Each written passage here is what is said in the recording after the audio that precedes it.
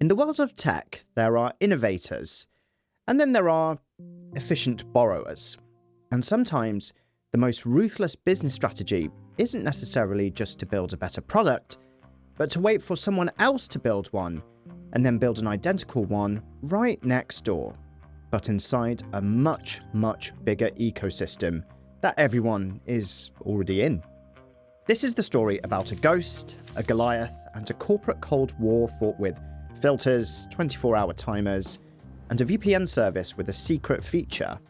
It's the story of how Facebook, feeling threatened by a plucky little app that its users' younger siblings and children were obsessed with, tried to buy it, got rejected, and then decided to launch one of the most blatant, shameless, and devastatingly effective copycat attacks in the history of Silicon Valley, using some very concerning espionage tactics. This is the story of how Facebook cloned the Stories feature from Snapchat. Let's see what this funny business is all about.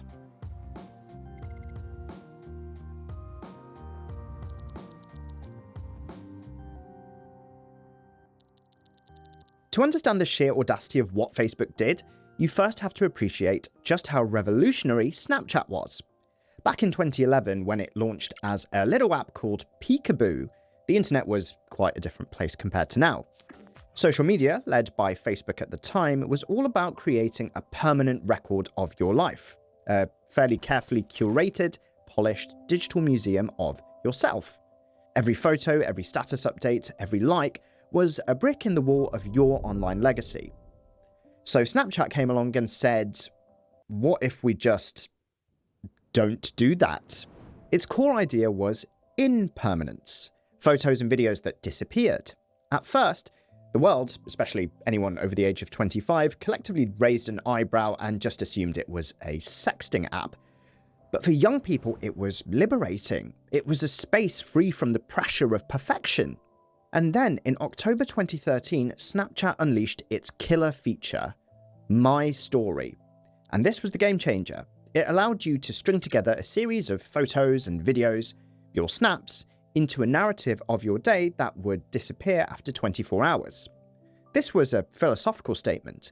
While Instagram, which was only a couple of years old at the time, was for the perfect sunset photo from your family holiday, Snapchat Stories was the blurry photo of your weird-looking breakfast. It was for the mundane, the silly, the in-between moments that make up your actual life. And by June 2014, Stories was the most popular part of the Snapchat app. Snapchat had weaponized authenticity here, and had pointed that weapon directly at Facebook's perfectly curated and increasingly boring empire. And in Silicon Valley, Mark Zuckerberg was starting to get a bit nervous. Zuck has a simple business philosophy. He laid it out in a 2008 email that has since become infamous thanks to antitrust lawsuits. He wrote, quite simply, "It is better to buy than compete." And by 2012, Facebook's internal tracking software was flagging a certain little ghost icon as a major threat. So Zuckerberg decided to act. Ivan Spiegel, the then 23-year-old CEO of Snapchat, recalls being summoned to a meeting, and it was here that Zuckerberg made his first major move. He told Spiegel and his co-founder Bobby Murphy that Facebook was already working on a direct clone and competitor of their app, to be named Poke. Now, the implication here was pretty clear: sell to us or we will crush you. But Spiegel denied the offer, and Facebook went ahead and launched Poke. Now, Poke, as you probably don't remember, was a spectacular failure. Instead of killing Snapchat, it did the opposite. It legitimized it. Suddenly, the narrative wasn't Snapchat is a toy for sexting. It was Facebook thinks that disappearing photos are the future. And Spiegel later called Poke the greatest Christmas present that we've ever had. So Zuckerberg's first attempt to bury his rival had failed. But he was just getting started. He came back a year later in November 2013 with a new offer, a much bigger one. He offered to buy Snapchat for a staggering $3 billion in cash. But recent court testimony from Zuckerberg himself revealed that the real offer was actually double, $6 billion. Now, to put this into perspective, Snapchat was making precisely zero revenue at the time. To the outside world, turning down $6 billion actual dollars for an app that doesn't make any money seemed like an act of pure madness. The tech press was pretty baffled. But Spiegel said no. His reasoning was pretty telling. He later told Forbes, "There are very few people in the world who get to build a business like this. I think that trading that for some short-term gain isn't very interesting." Spiegel and his co-founder Bobby Murphy believed that they were onto something much bigger than just a quick payday. And crucially, they could afford to have this belief. In an earlier funding round, both founders had been allowed to sell $10 million worth of their stock privately. And this is a key detail because it meant that they weren't desperate for money. They didn't have that nagging fear of ending up with nothing. They had their buy a house and have a family money sorted, and were financially secure enough to swing for the fences, and see just how far and how big their idea could really get. So Zuckerberg's intimidation tactics and his mountain of cash had failed. He couldn't buy his rival, he couldn't crush them with a clone, so Facebook decided on a third option. So this is where our story takes a turn from the standard corporate rivalry into something quite a bit darker. A month before Mark Zuckerberg's failed $3 billion offer in October 2013, Facebook quietly acquired an Israeli mobile analytics company called Anavo for around $120 million. Now, publicly, Facebook framed this as part of its noble Internet.org initiative, a project to help people in developing countries use mobile data more efficiently. Anavo offered a free VPN app called Anavo Protect, which promised to keep your data safe and secure. Now, all of this had a nice pitch on the face of it. It's a free tool from a big tech company to protect your privacy and help developing countries. Except for it did the exact opposite of that. You see, the Anavo Protect app was a Trojan horse. Some commentators even dubbed it corporate spyware. See, by routing users' traffic through its servers, the VPN gave Facebook a perfect God's eye view of everything that a person did on their device. It monitored which apps they used, how long that they used them for, and what websites that they visited. Over 33 million people downloaded it, thinking they were getting a privacy tool. Now, for years, Facebook used this data to spot rising competitors. But in 2016, they decided to weaponize it for a very specific target. In a now infamous email from June 9th, 2016, unsealed later in an antitrust lawsuit, Zuckerberg wrote to his top executives, "Whenever someone asks a question about Snapchat, the answer is usually because their traffic is encrypted, we have no analytics about them.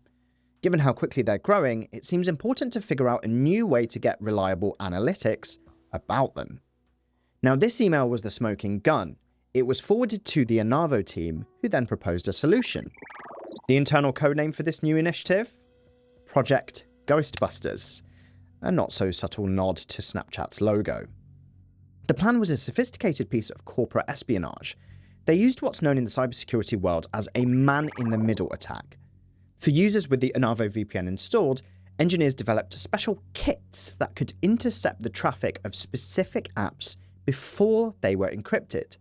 And they did this by installing their own root certificates on the user's device and generating fake certificates to impersonate Snapchat servers. This then allowed them to decrypt and read all of Snapchat's analytics traffic, giving them a perfect real-time feed of how many people were using the app, and particularly what percentage of users were using the Stories feature. So this was a company using a tool marketed for privacy to conduct a covert surveillance operation on its biggest rival. Now, the plan eventually unraveled. Apple kicked Anavo out of the App Store in 2018 for violating its privacy policies, and Australian regulators later fined Facebook's parent company, Meta, for $20 million for engaging in misleading or deceptive conduct. But by then, the damage was already done, and Facebook had got what they wanted out of it. So, armed with a treasure trove of data on exactly how Snapchat Stories worked and why people loved it, Facebook was now ready to strike for a second time. In August 2016, just 2 months after Zuckerberg's email, they launched their final comeback, Instagram Stories. And it was a blatant, shameless, pixel-for-pixel copy of Snapchat Stories, a 24-hour ephemeral slideshow drawing tools and stickers, and a row of circles at the top of the feed. And they didn't even bother to change the name. The media immediately called it what it was. It was a blatant ripoff. But instead of denying it, Instagram's then CEO, Kevin Systrom, just kind of owned it. In interviews, he was quite candid and said, Snapchat deserves all of the credit. He argued that this is just how tech works, comparing it to the car industry evolving after the Ford Model T was invented. Later, he offered a more strategic justification and pointed out that Instagram users were already putting their Snapchat links in their Instagram bios. It was clear that people were trying to bridge the two products, he said, so we just gave them what they wanted. Effectively, a corporate way of saying, we just saw our users leaving our app to use a competitor's feature, so we just copied that feature to stop them from leaving. Fair enough, I guess. Now, Evan Spiegel's public response was also quite memorable. When asked about Facebook's copycat tactics, he famously said, just because Yahoo has a search box doesn't make it Google. He later joked that being copied so perfectly was the most fantastic feeling in the entire world, because it proved just how good his idea was. He even changed his LinkedIn title to VP of Product at Meta just to troll them. But behind all of these jokes, the threat was very real. Instagram hadn't necessarily built a better product, but it had leveraged its greatest asset, a colossal, already existing distribution network. Your friends, your family, your favorite celebrities, they were all already on Instagram. You didn't have to download an entirely new app or build a new list of friends. Instagram reduced the friction here to zero, and it brought the party to where everyone already was. And the effect on Snapchat was immediate and quite brutal. Okay, let's put some numbers on this because the data tells the story more dramatically than any kind of anecdote that I can give you. In the second quarter of 2016, right before Instagram Stories launched, Snapchat was doing really well. It was flying. Its daily active user base was growing at a healthy 17.2% quarter over quarter. But then in August, Instagram drops its clone. And then in just the next quarter, Q3 of 2016, Snapchat's growth rate plummets to just 7%. And by the end of the year, that had slowed to 3.3%. Meanwhile, Instagram Stories was exploding. By October, just 2 months in, it had already had 100 million daily active users. That's the Stories feature, by the way, not Instagram as a whole. By January 2017, this had grown to 150 million. Now, this all happened at the worst possible time for Snapchat. You see, the company was gearing up for its initial public offering, its big debut on the stock market. It then went public in March of 2017, valued at an impressive $28 billion, but investors were already spooked by the slowing growth. Then came the moment of truth, Snap Inc.'s first earnings report as a public company in May of 2017. And it was a catastrophe.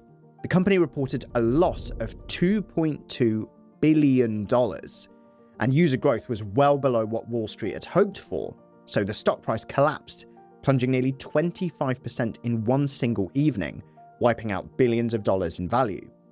By the middle of 2017, less than a year after its launch, Instagram Stories had then 250 million daily active users. It had more users at this point than Snapchat's entire app. The narrative on Wall Street was set in stone here. Facebook was crushing Snapchat. And the berry part of Mark Zuckerberg's strategy was working perfectly. So how on earth did Facebook get away with this? It seems so obviously like theft. Well, welcome to the weird, ethically grey world of tech and a practice known as Sherlocking. This term comes from an old bit of Apple software. Back in the day, Apple had a search app called Sherlock. A small developer made a much better version called Watson. So in the next update, Apple just copied all of Watson's best features into Sherlock, making Watson completely redundant pretty much overnight. The developer had been, quote-unquote, Sherlocked, and this happens all the time now. Apple's night shift feature that changes the color temperature of your screen at night, Sherlocked from an app called f.lux. Apple's feature that lets you use your iPad as a second screen, Sherlocked from an app called Lunar Display. Amazon making an Amazon Basics product based off basically anything, Sherlocked. This is a pattern here. A small, innovative company builds a great feature, and then the giant platform owner sees that as popular and also as a threat, copies it, and then offers it to its billion-plus users, effectively killing the original business. We're seeing this more frequently these days with ChatGPT updates as well, Sherlocking AI wrapper companies. So you would think, well, surely this is illegal, right? But it's not. The reason that this is legal is that intellectual property law protects the specific expression of an idea, the actual lines of code, and the specific user interface design, but it doesn't protect the idea or the functionality itself. Instagram was careful to write its own code and make its interface just different enough to avoid a lawsuit. So the creation of Instagram Stories is the ultimate case study of Zuckerberg's buy or bury doctrine. He tried to buy Snapchat, and then when Spiegel had the audacity to say no to his $6 billion, he moved on to phase 2. He used his company's immense scale and distribution power to execute a hostile but legal clone and crush maneuver. This was the strategic neutralization of a rival, a masterclass in corporate hardball, and a brutal lesson that in Silicon Valley, having a great idea is one thing, but having a billion users is everything. Today, Snap's stock price lies at around $9, much lower than after its IPO, and the app has around 470 million daily active users.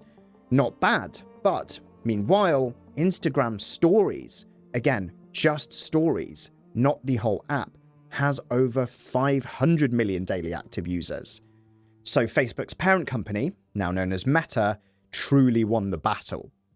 But it's not truly over for Snapchat. See, as of late September 2025, their stock has climbed a bit recently due to new product announcements, including Snap OS 2.0, which powers their augmented reality glasses, a competitor to Meta's Ray-Ban glasses. There's also potential rumours of a buyout, which, if it was to be taken off the public market, would need to be for around $14 billion. Evan Spiegel and Robert Murphy own around 52% of Snapchat stock, so if the buyout were to happen, they would still actually receive net assets totaling a bit more than what Facebook offered all those years ago. But here's a fun fact.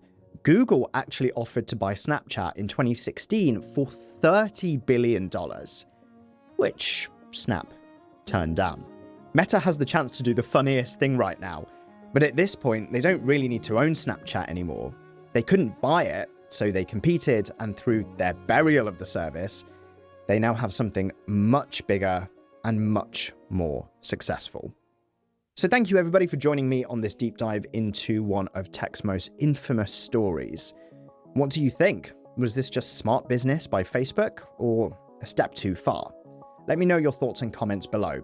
And if you enjoyed this episode of Funny Business and now view those little circles at the top of Instagram from a new perspective, please do give this video a like and get subscribed to more deep dives into corporate and financial stories. Thanks for watching.